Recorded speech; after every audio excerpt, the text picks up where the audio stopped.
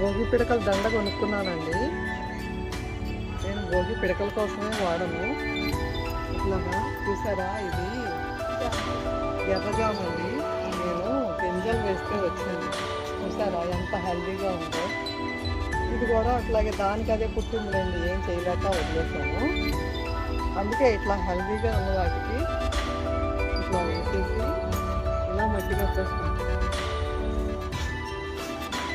ఒక్కొక్క మొక్కకి ఒక్కొక్క పిడక వేసుకుంటే మీరు ఏ ఎరువు వెళ్ళక్కర్లేదండి. అంటే నేను ఎంత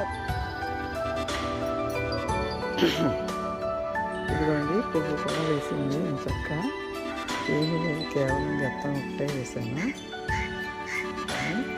చాలా చక్కగా వచ్చింది. పక్కన ఉన్న కోడిగుట్టు పువ్వు వాడిపోయింది, తీసేసాను. ఇది కూడా ప్రూనింగ్ చేశాను.